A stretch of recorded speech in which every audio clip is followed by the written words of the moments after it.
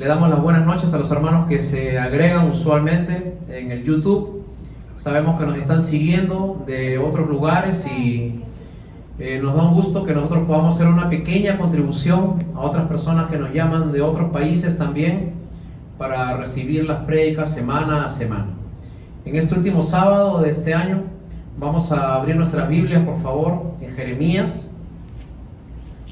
capítulo 18. Jeremías capítulo 18.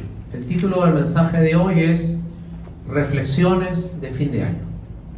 Repito, el título del día de hoy es Reflexiones de fin de año. Vamos a leer Jeremías capítulo 18, versículo 1.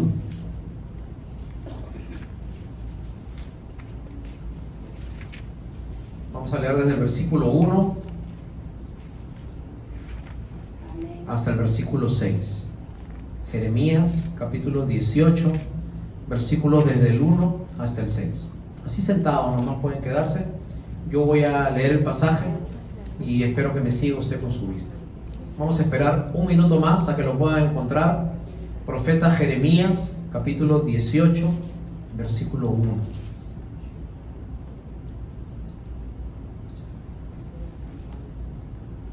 Si lo tiene, me gustaría que bien fuerte digan amén. Amén. Amén. La palabra del Señor dice así. Palabra de Jehová que vino a Jeremías diciendo: levántate y vete a casa del alfarero, y allí te haré oír mis palabras. Y descendí a casa del alfarero, y aquí que él trabajaba sobre la rueda. Y la vasija de barro que él hacía se echó a perder en su mano, y volvió y la hizo otra vasija, según le pareció mejor hacerla. Entonces vino a mí palabra de Jehová diciendo: ¿no podré yo hacer de vosotros como este alfarero, oh casa de Israel? Dice Jehová. He aquí que como el barro en manos del alfarero, así sois vosotros en mi mano, oh casa de Israel. Oremos. Te agradecemos, Señor, en esta noche en la cual nos reunimos para aprender de tu palabra. Y, Señor, damos testimonio, como hemos escuchado de prácticamente todos nuestros hermanos, como a través de este año 2020, en medio de un año sumamente difícil, en medio de un año clavado en la historia de la humanidad, en medio de un año que se recordará durante muchas décadas, Señor, allí tu mano de misericordia ha estado con nosotros. Como hemos cantado, siempre eres fiel. Señor, nunca dejaste de estar allí. Cuando volteábamos a nuestra derecha, Señor, sabíamos que tu mano estaba con nosotros. Cuando volteábamos a la izquierda también. Cuando levantábamos los ojos al cielo, Señor, tu presencia siempre nos acompañaba. Pero sobre todo, Señor, cuando te buscábamos de todo corazón, nosotros ahí sabíamos, Señor, que tú habitas en nosotros a través de tu Santo Espíritu. Y tu Espíritu nos calmaba, nos consolaba, Señor, nos daba fuerzas, ánimo, nos hacía recordar todas aquellas palabras que tú dijiste mientras estuviste en este mundo.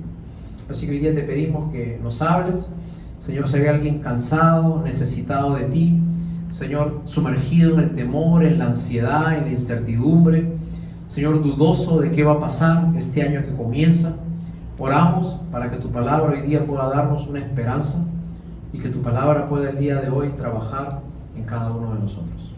Así que, Señor, nosotros solamente vamos a exponer tu palabra, pero el que la aplica eres tú. El que nos hace entrar en sentido eres tú. El que nos dirige eres tú. El que nos reta eres tú. Y en esa gracia es que quedamos en tus manos abandonados, en el nombre de Jesús. Amén.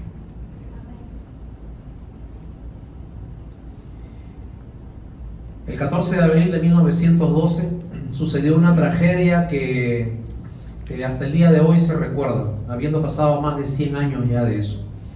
Se sumergió el transatlántico más importante que había sido construido en esa época, que se llamaba el Titanic. El creador de ese barco, de esa enorme embarcación,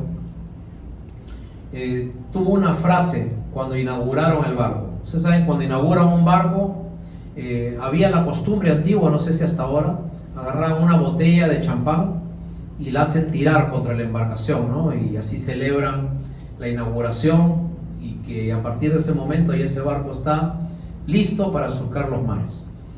El día de la inauguración, el creador, el arquitecto, el que diseñó los planos del Titanic, se le dio una oportunidad y dijo: este barco es tan seguro que ni Dios lo puede hundir.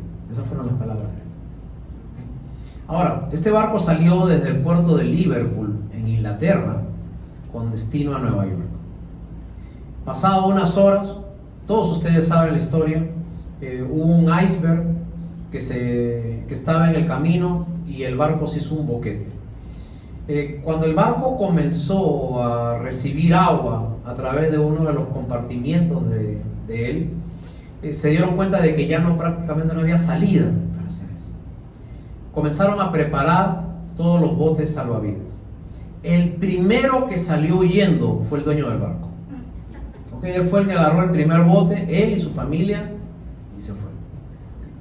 Ahora, hubieron diversas reacciones mientras el barco se hundía, y conforme pasaban los minutos, el barco se iba inclinando hasta que finalmente, como ustedes habrán visto incluso en la película, el barco quedó parado, y así parado fue que se hundió en el mar.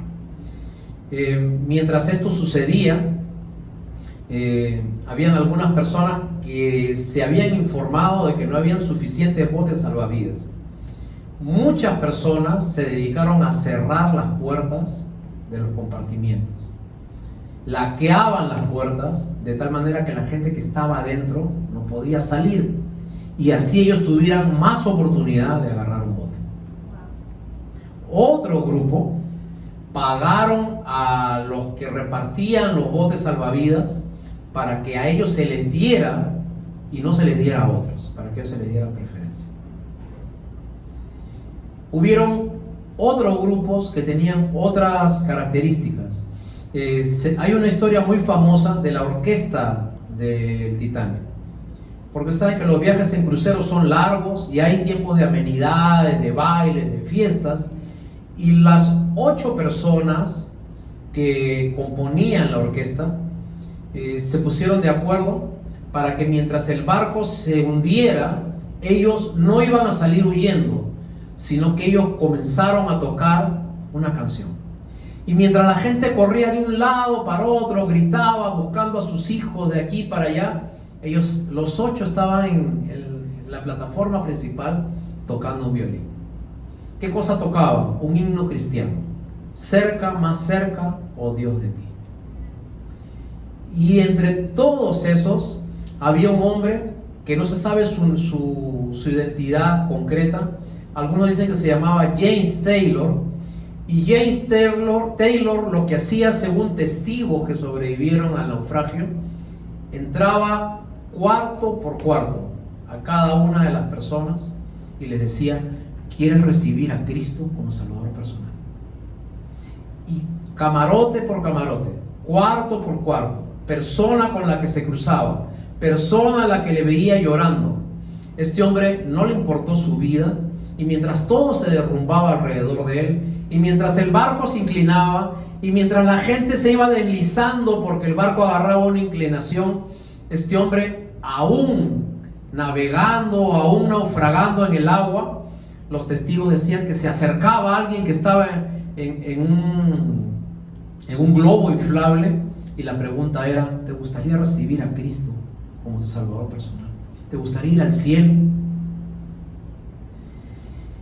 Cuando escuché esta historia me acordé de todo este 2020, un año en que prácticamente hemos visto el mundo de cabeza, quizás yéndose a pique, todos corriendo de un sitio para otro, desesperación, angustia. Nunca antes la palabra muerte había estado enfocada en todo el mundo al mismo tiempo, porque a comparación de las pandemias anteriores que se enfocaban en ciertas regiones, y en comparación a las guerras mundiales que habían sido en ciertos sectores, y en comparación a, por ejemplo, sucesos tan importantes como el quiebre de la bolsa de valores de los 1900, que se dio en lugares específicos, lo que hemos vivido ha sido de orden mundial. Nunca antes todo el mundo en su totalidad había estado encerrado por un virus. Y mientras el mundo se cae a pedazos, muchas veces nosotros tenemos que ver qué es lo importante de nuestra vida. El pasaje que hemos visto el día de hoy, le pido que prestes tu atención aquí, es una ilustración que Dios le hace a un profeta suyo llamado Jeremías. Y vemos en Jeremías capítulo 18, versículo 1, que la palabra de Jehová vino a Jeremías para enseñarle algo. Jeremías estaba pasando por un tiempo difícil. El libro de Jeremías tiene muchísimos capítulos, pero todos esos capítulos se tratan de una sola cosa: una nación que se estaba destruyendo, que era Israel, porque venía a atacarla otro pueblo que se llamaba Caldea o Asiria. Y este pueblo efectivamente tomó Israel, derrumbó el templo, quemó toda la ciudad, y Jeremías vivió en este tiempo. Y Jeremías escribió, sufrió tanto ese dolor que escribió una carta que está en la Biblia que se llamaba Lamentaciones. Y muchos llaman a Jeremías el profeta llorón, porque Jeremías lloraba al ver que todo a su alrededor se destruía. Pero vemos que en medio de toda esta destrucción viene la palabra de Dios a él, porque la palabra de Dios nunca falta para todo aquel que está atento a escuchar lo que Dios quiere. Porque Dios siempre es el que toma la iniciativa cuando ve que un hombre está desesperado. Porque Dios siempre es el que viene al auxilio de un hombre que es piadoso y cree en él. Y Dios vino a Jeremías y le dice en el versículo 2: levántate y vete a casa del alfarero. Y si Dios le dice a Jeremías levántate, era porque Jeremías estaba tirado en un sitio. Era porque Jeremías estaba estancado. Era porque Jeremías estaba paralizado por todo lo que pasaba alrededor de él. Y así como nosotros lo hemos estado, ahora el Señor nos dice: levántate. ¿Ya lloraste? ¿Ya sufriste? ¿Ya viste lo que pasa alrededor tuyo? Ok, pero ahora tengo una palabra para ti. Y esa palabra es: levántate, porque yo te quiero enseñar algo. Y en el versículo 3 dice: y descendí a casa del alfarero, y he aquí que él estaba trabajando sobre la rueda. Hermanos, algo increíble. Dios pudo haberle dicho una palabra a Jeremías directamente y él aprendía el principio. Pero Dios quiso que él vaya a un lugar no espiritual, no un templo, no una sinagoga, no un lugar de enseñanza. Dios le dice: yo quiero que tú descubras lo que yo quiero para ti en un lugar simple.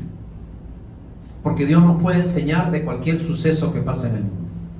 Y todo esto que hemos pasado quizás no le veamos un sentido espiritual. Pero Dios nos dice primero: desciende. ¿Tú quieres oír mi palabra? Desciende. Arrodíllate, agáchate, humíllate. Porque si tú no haces eso, yo no te puedo hablar. Porque la palabra de Dios viene no solo al piadoso, porque la palabra de Dios viene al que se humilla delante de Dios. Desciende. Yo te quiero enseñar algo, pero agacha tu cabeza.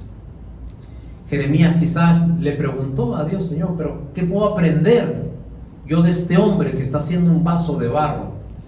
Y el versículo 3 dice: vi a un hombre que trabajaba sobre la rueda, porque antiguamente para hacer vasos de barro se movía con el pie, se iba moviendo todo eso, y uno ponía el barro allí, ¿no?, mojado, y le iba dando forma con su mano.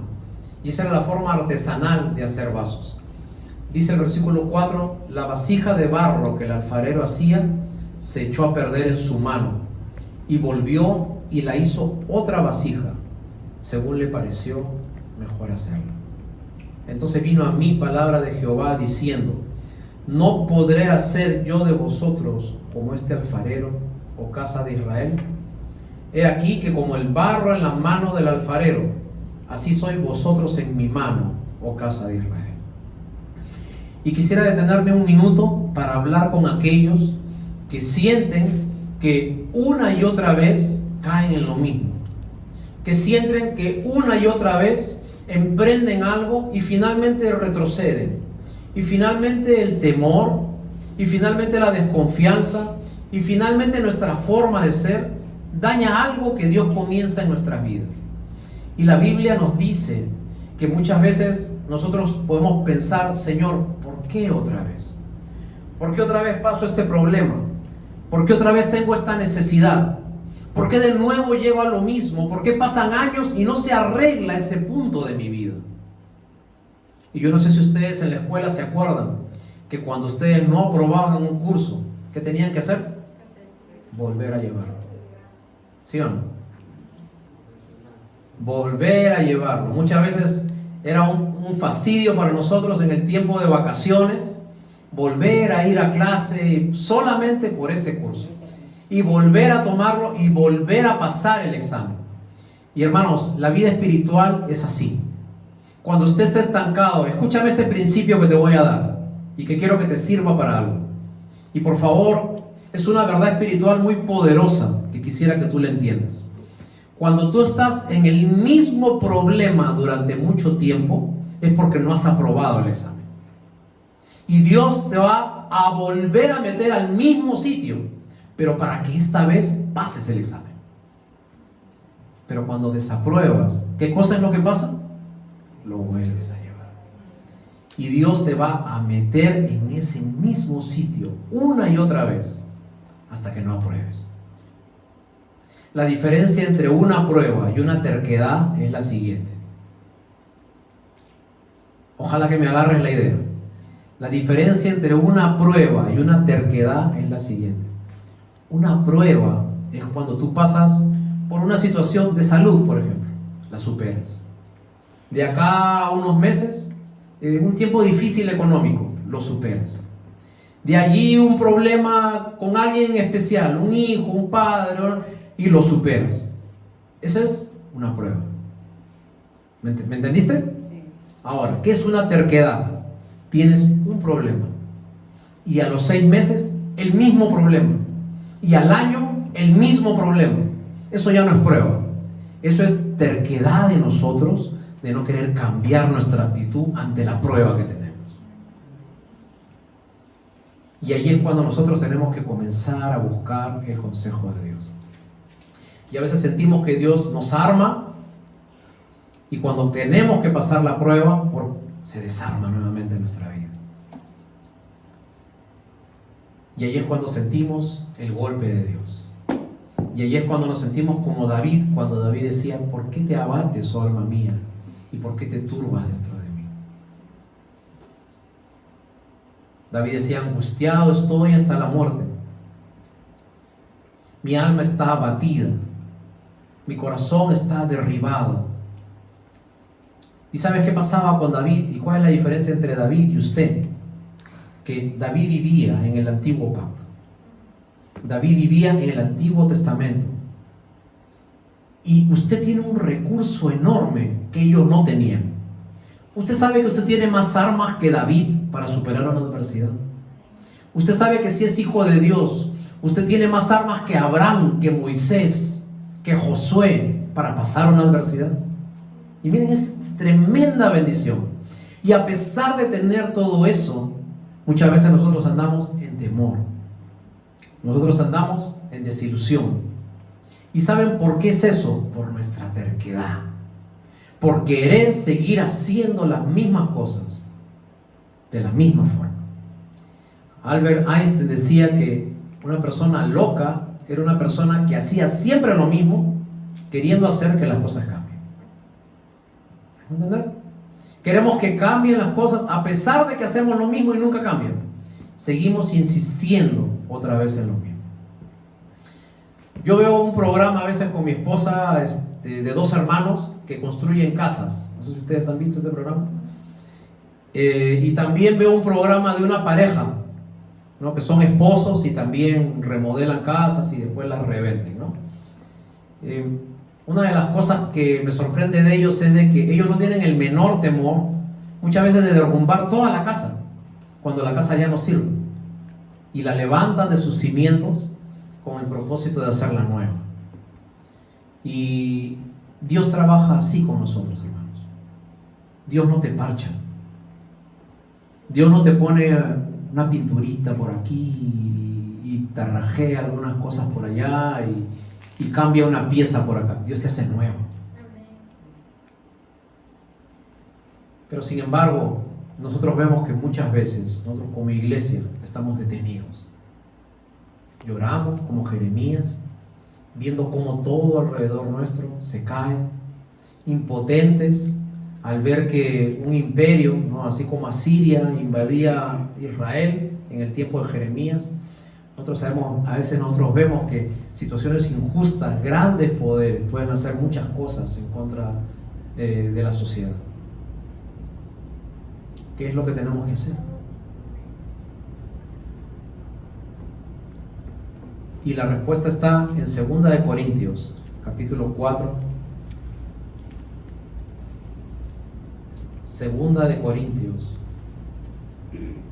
capítulo 4. Vamos a buscar ese texto, por favor.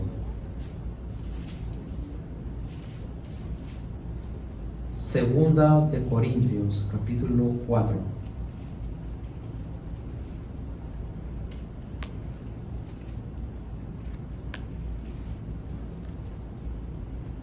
Vamos a ver qué cosa es el tiempo en el cual nosotros vivimos ahora.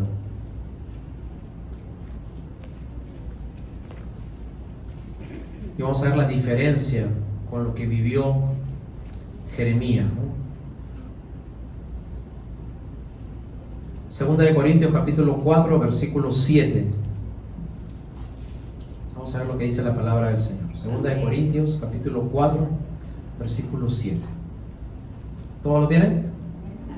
Ok, la palabra del Señor dice así: pero tenemos este tesoro en vasos de barro, para que la excelencia del poder sea de Dios y no de nosotros, que estamos atribulados en todo, mas no angustiados, en apuros, mas no desesperados, perseguidos, mas no desamparados, derribados, pero no destruidos, llevando en el cuerpo siempre por todas partes la muerte de Jesús, para que también la vida de Jesús se manifieste en nosotros. Pablo nos está poniendo el mismo ejemplo de Jeremías. Está hablando de un vaso de barro en el versículo 7. En el tiempo de Pablo había muchos tipos de vasos. Habían vasos de barro, que era el vaso más simple. Habían vasos de madera y habían vasos de oro, o llamados copas, que lo usaba la gente muy pudiente y los reyes en ese tiempo. Pablo dice que usted no es un vaso de oro. Pablo dice que usted no es un vaso de plata ni de madera. Pablo dice que usted es el vaso más sencillo que hay. Usted tiene un vaso de barro, que es su cuerpo. Ahora, dentro de ese vaso de barro hay un tesoro. No hay un líquido, no hay un brebaje, hay un tesoro. ¿Qué cosas hacían antiguamente algunas personas en Israel? Y Pablo lo sabía muy bien. Cuando las personas recibían dinero, en el tiempo de Pablo no habían billetes, había monedas solamente. Y las monedas más valiosas eran monedas de oro. Entonces, algunas personas agarraban un sitio el menos pensado, que podía ser un vaso de barro, y allí guardaban, como si fuera una alcancía, guardaban ese tesoro, esas monedas de oro.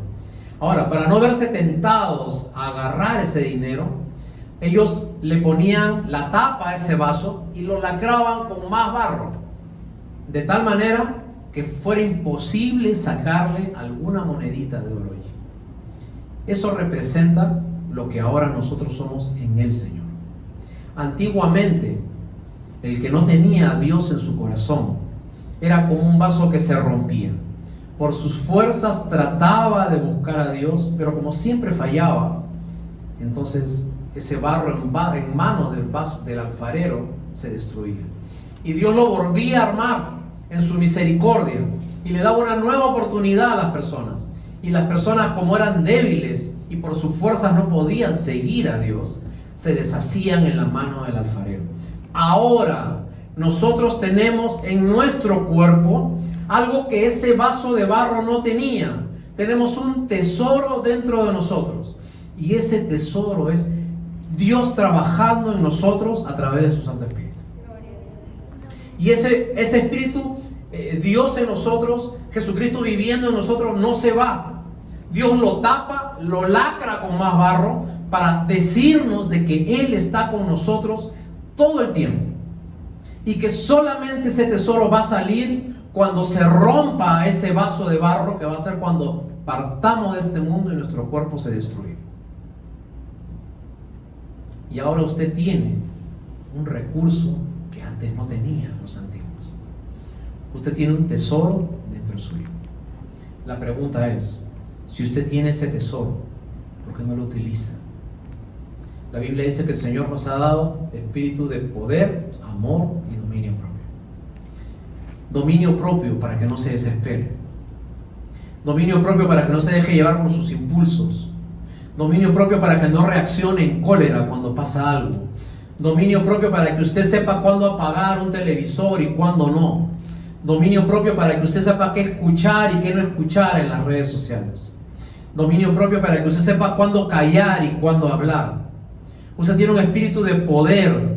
Y ese espíritu de poder no es un poder para hacer cosas milagrosas. Es para poder decir no al tipo de vida que antes llevábamos. Y la Biblia dice que usted tiene un espíritu que tiene amor. Y el amor nos hace entender al que está a nuestro lado. Nos hace comprender que no todos son como yo, sino que cada uno de nosotros somos distintos. Yo tengo que entender al que está a mi lado, porque cada uno tiene sus heridas, ha crecido de una manera distinta, tiene una cultura distinta, viene de otro país, tiene su forma de comunicarse, su forma de ser, su forma de expresarse, su carácter, su temperamento. Pero el cristiano tiene esa capacidad de, a pesar de enervarse en un momento, se calma porque tiene dominio propio. Y ese dominio propio viene de Dios. Y finalmente se sosiega y finalmente puede dar amor. Y amor es, yo sé que eres tú, yo sé que soy yo, pero te amo así como eres. Por favor, sopórtame. Por favor, entiéndeme. Estoy en proceso, todavía no he terminado. Dios está trabajando en mí.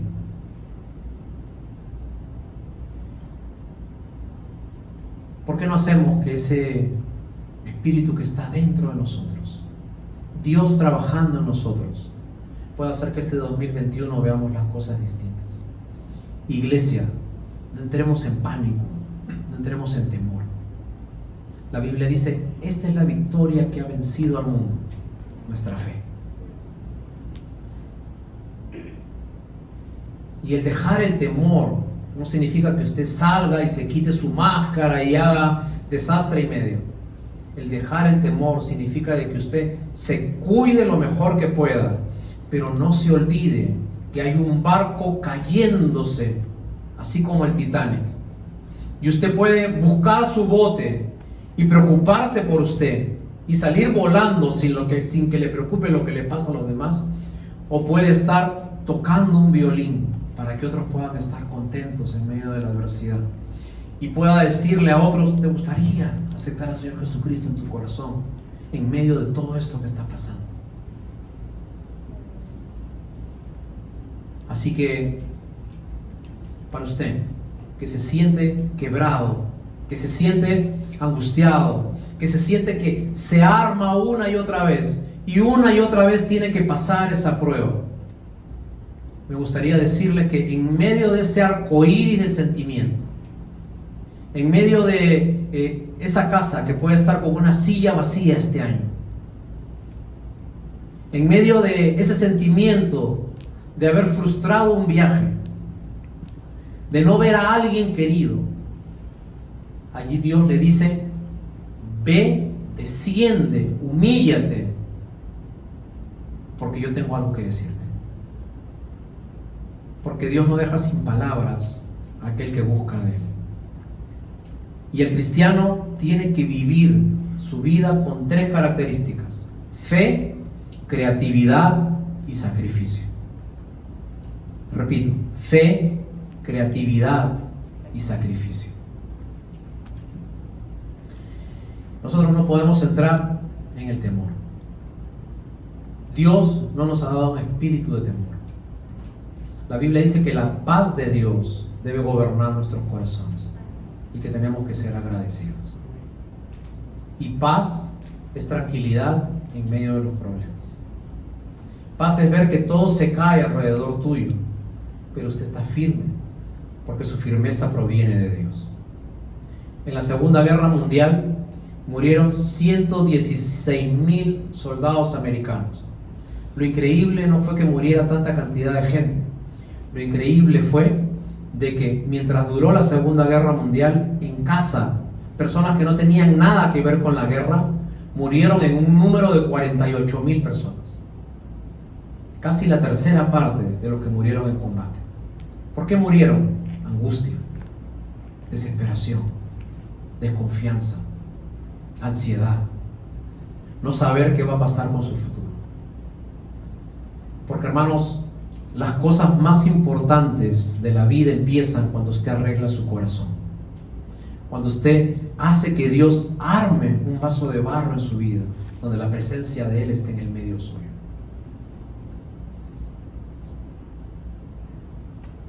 Las influencias del mundo, las noticias, las corrientes que existen, lo van a empujar a que usted vea todo lo que está pasando alrededor suyo. En estos días, lo que van a pasar en el noticiero son un resumen de todo el año 2020. Y le van a pasar un desfile de desgracias que van a durar 2 horas. Y si usted le presta oídos a eso, yo le aseguro que no va a empezar este año correctamente. Y el cristiano empieza decidiendo qué va a ver. El cristiano empieza su día decidiendo qué va a oír. El cristiano empieza decidiendo si le va a escuchar al hombre o si va a escuchar a Dios. Y el Señor te dice como a Jeremías: Jeremías, ven que tengo algo que decirte hoy día, pero tienes que humillarte delante mío. Hermanos, muchas veces queremos cambiar el mundo. Muchas veces queremos cambiar las circunstancias del mundo. Y la gente sale a protestar cambiando, tratando de que el mundo cambie. Y esa ha sido la lucha del ser humano durante toda su historia. Revoluciones, guerras, cambios de gobierno, quitar dictaduras, cambiar presidentes. Pero hay un problema en el hombre. Y el problema no es el sistema en el que vive. Porque el hombre ya probó todos los sistemas habidos y todos han fracasado. El problema es que ningún sistema puede funcionar si no se arregla el corazón del hombre. Porque dentro del hombre hay pecado. Y si el hombre no arregla ese problema principal, entonces su vida va a tener dificultades. Hoy día, que es el último servicio de este año, nuestro reto es, como Dios le dijo a Jeremías: tengo algo que enseñarte.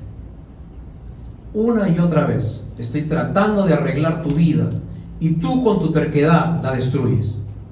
Yo tratando de poner mi mano en tu masa y tú con tus cosas, tú con tus caprichos, siempre hacen que se destruya todo lo que yo quiero armar. Ahora he hecho algo distinto.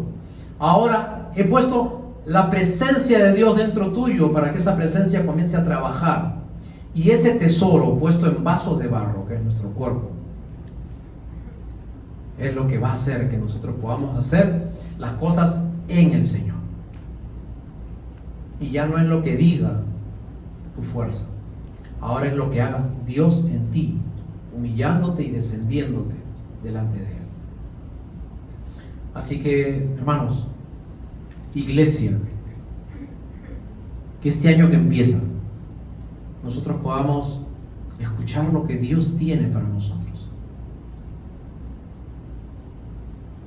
descendiendo, humillándonos, comenzando a estar delante suyo.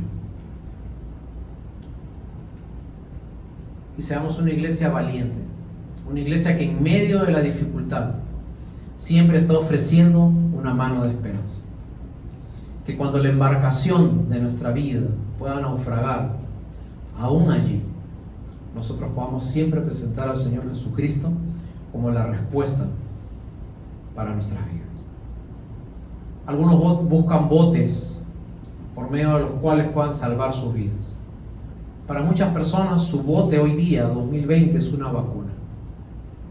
Para otros su bote para salvar la vida es aislarse. Para otros su bote es estar informados y para otros su bote es quedarse en el hogar. Pero la respuesta siempre estará acá, en el corazón.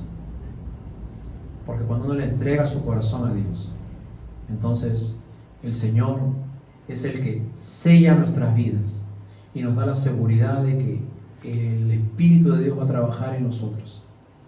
Y nosotros podemos estar, como dice 2 de Corintios capítulo 4, versículo 8, usted puede estar atribulado, usted puede estar angustiado, usted puede estar perseguido, usted puede estar derribado, mas no angustiado, mas no desesperado, mas no destruido, porque la excelencia del poder ya no va a ser tuya, ya no es tu fuerza como en el Antiguo Testamento. Ahora la excelencia del poder viene de Dios, que está en nosotros. Que el Señor les bendiga, que terminemos bien el año y que comenzamos retados este 2021 a ser dejados trabajar por la mano de Dios, así como el alfarero trabaja el barro. Vamos a mandarnos de pie y vamos a darle gracias al Señor.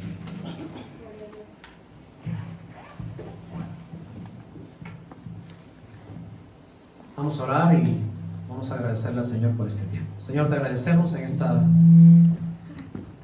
noche por tu palabra. Gracias, Señor, porque así como el barro, Señor, es trabajado por el alfarero, así tú trabajas en nosotros, Señor. Pero ahora tenemos la obra completa, porque este vaso sencillo, que es nuestra vida, ahora tiene un tesoro dentro suyo. Cristo Jesús viviendo en nosotros y trabajando en nosotros. Y por eso te agradecemos, Señor. Si alguien no ha recibido al Señor Jesucristo, Señor, aquí o en sus casas, Señor, que ese sea un tiempo preciso y precioso, Señor, para que te reciban, nos arrepintamos y podamos reconocer que sin ti vamos a ser destruidos una y otra vez.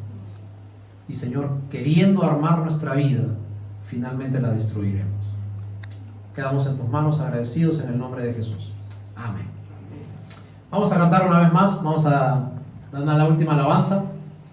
Amén. Tu pueblo dice gracias por todas las bendiciones recibidas, por cada cosa que hemos recibido del Señor.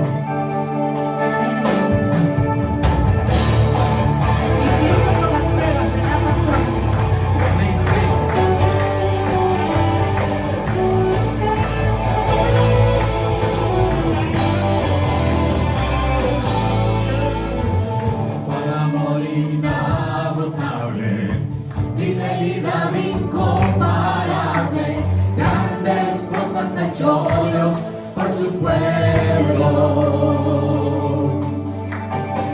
Ha sido lluvia a las naciones, cambiaste lloro por canciones, grandes cosas ha hecho Dios por su pueblo.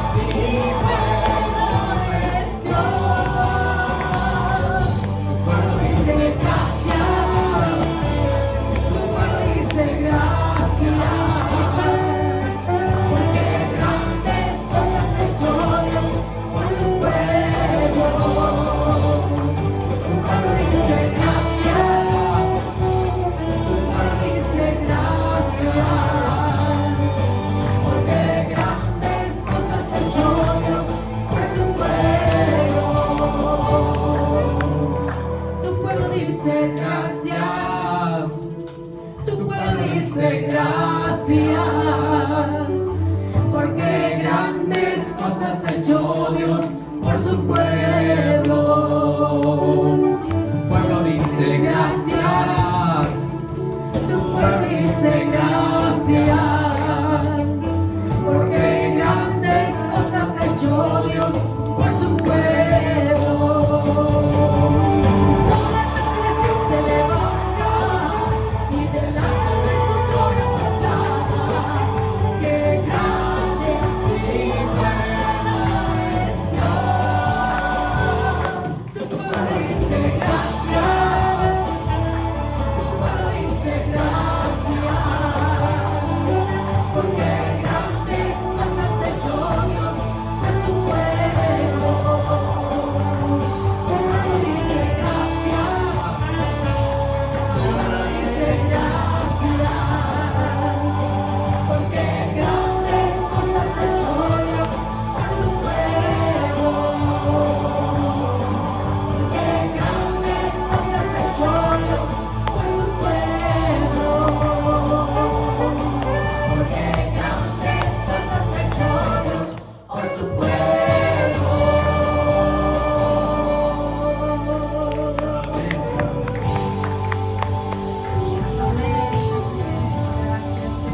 Y la iglesia dice, estamos despedidos, hermanos, Dios les bendiga. Muchas gracias.